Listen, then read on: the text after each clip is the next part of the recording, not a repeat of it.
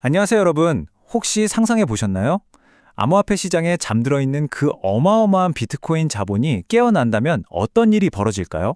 오늘 우리는 이 거대한 유휴 자본을 움직이는 것이 어떻게 카르다노의 ADA, 즉 ADA에 대한 폭발적인 수요를 만들어낼 수 있는지 파헤쳐 보려고 합니다. 기술적인 업그레이드부터 토크노믹스, 그리고 현실적인 규제 문제까지 철저하게 투자자의 시각에서 아주 명쾌하게 짚어보겠습니다. 자, 바로 들어가 볼까요? 오늘 함께 살펴볼 5가지 핵심 포인트입니다. 전략적 융합, 미드나잇 프라이버시, 레이어스 확장성, ADA 수요 메커니즘, 그리고 마지막 규제 환경까지 순서대로 쭉 짚어보겠습니다. 자, 첫 번째 파트입니다. 전략적 융합. 잠자는 거인을 어떻게 깨울 것인가? 생각해보세요.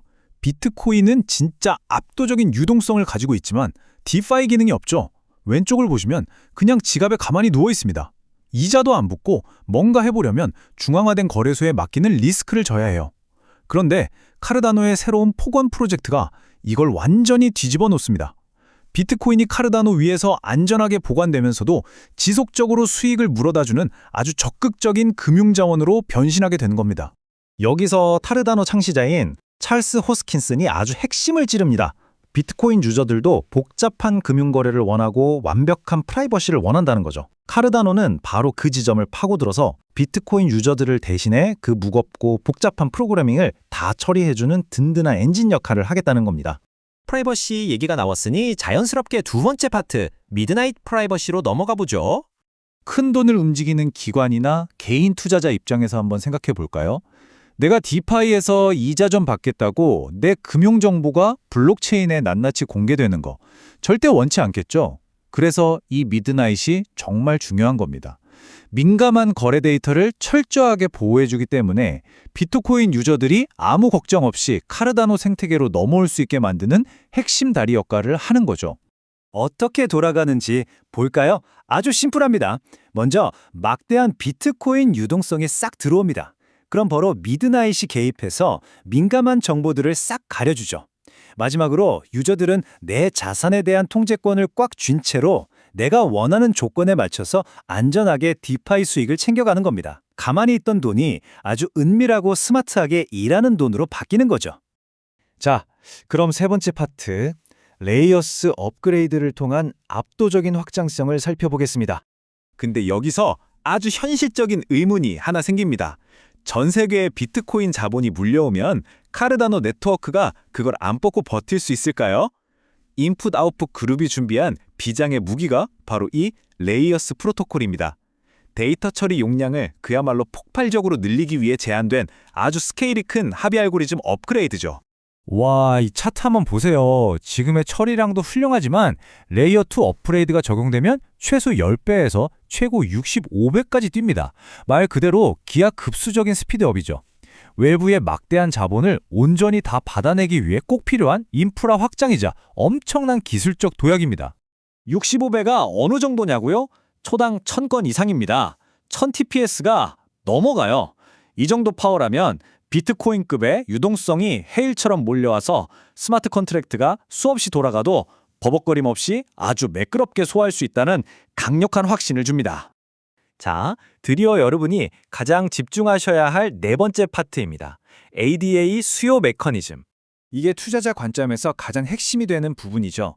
과연 이 크로스체인 활동이 ADA 가격이나 수요에 어떻게 영향을 줄까요? 아주 단순하고 절대적인 룰이 있습니다. 이 거대한 통합 시스템 안에서 일어나는 모든 단일 거래는 예외 없이 ADA를 필요로 한다는 겁니다. 대출을 하든 이자를 받든 이 생태계를 굴러가게 만드는 유일한 연료가 바로 ADA인 거죠. 근데 여기서 아주 치명적인 문제가 하나 생깁니다. 비트코인만 잔뜩 있고 ADA는 하나도 없는 유저가 디파이를 쓰려면 매번 거래소 가서 ADA를 사와야 할까요? 그 귀찮은 짓을 누가 합니까? 금방 다들 떨어져 나가겠죠. 이 엄청난 마찰을 어떻게 부드럽게 해결할까요? 여기서 기가 막힌 해결책이 등장합니다. 찰스 호스킨슨이 말했죠. 비트코인 유저는 수수료를 냈지만 눈치채지 못했다. 바로 이겁니다. 보이지 않는 수수료 메커니즘. 유저는 그냥 평소처럼 비트코인만 씁니다. 그런데 백엔드에서 알아서 비트코인의 일부를 ADA로 싹 변환해서 수수료로 내버리는 거예요. 무대 앞에서는 비트코인만 보이지만 무대 뒤에서는 매거래마다 ADA가 미친 듯이 소비되는 거대한 수요 엔진이 돌아가는 겁니다. 진짜 스마트하죠? 그럼 이 그림이 언제 완성되느냐? 2026년 타임라인을 보시죠. 2분기 신용시장 출시를 시작으로 3분기에는 돈이 몰릴 D앱들이 쫙쫙 나오고요. 4분기에는 자산이 넘어오는 브릿지까지 완성됩니다. 보이지 않는 ADA 수요의 댐이 언제 어떻게 열릴지 보여주는 아주 명확한 이정표라고 할 수 있습니다. 마지막 5번째 파트입니다. 투자의 현실적인 변수, 규제 환경에 대해 알아보죠. 기술이 아무리 좋아도 외부 리스크 체크는 필수죠. 블록체인 씬에서 가장 큰 변수는 역시 규제입니다. 지금 미국에서 클래리티 법안을 두고 아주 뜨거운 논쟁이 진행 중인데요. 핵심은 이겁니다. 이미 자리 잡은 코인들에게 법적 안정성을 줄 것이냐, 아니면 앞으로 나올 새로운 혁신을 위해 문을 좀 더 열어둘 것이냐, 이 밸런스를 맞추는 문제죠. 업계 거물들의 생각도 갈립니다. 왼쪽의 찰스 호스킨스는 규제가 너무 서둘러서 초기 선점자에게만 유리하게 가면 이더리움이나 ADA 같은 성격이 다른 자산들을 도매금으로 묶어서 혁신의 싹을 자를 수 있다고 경고합니다. 반면에 리플의 전 CTO 데이비드 슈워츠는 일단 룰을 정해서 시장 불안부터 잠재우는 게 맞다고 봅니다. 물론 새로운 프로젝트가 아예 못 들어오게 문을 닫으면 안 된다는 데는 둘 다 동의하고요. 블록체인 업계가 지금 얼마나 섬세하게 줄타기를 하고 있는지 딱 보여주는 대목입니다. 자, 오늘 나눈 이야기들 싹 한번 연결해 볼게요. 폭원 프로젝트가 잠자던 비트코인을 깨워서 디파이 이자를 만들어주고, 미드나잇이 유저들의 프라이버시를 철통같이 지켜줍니다. 그리고 레이어스 프로토콜이 속도를 65배 올려서 이 모든 트래픽을 가뿐하게 소화해내죠. 무엇보다 가장 중요한 거, 이 모든 과정이 돌아갈 때마다 뒤에서는 보이지 않는 수수료 엔진이 가동돼서 ADA 수요를 쉼없이 만들어낸다는 겁니다. 물론 규제라는 변수는 우리가 계속 눈여겨봐야겠죠? 자, 오늘 내용 어떠셨나요? 마지막으로 여러분의 생각을 자극할 질문 하나 던지고 마무리하겠습니다. 그 거대한 비트코인이 카르다노 위에서 활발하게 뛰어놀기 시작할 때 24시간 쉬지 않고 돌아갈 이 보이지 않는 수요 엔진이 과연 ADA의 미래 가치와 위치를 완전히 그리고 영구적으로 바꿔놓게 될까요? 이 엄청난 구조적 변화에 대해 한번 깊게 고민해 보시길 바랍니다. 오늘 함께 이 흥미로운 여정에 동참해 주셔서 정말 감사드리고요. 저는 다음 시간에 더 알차고 재밌는 내용으로 돌아오겠습니다.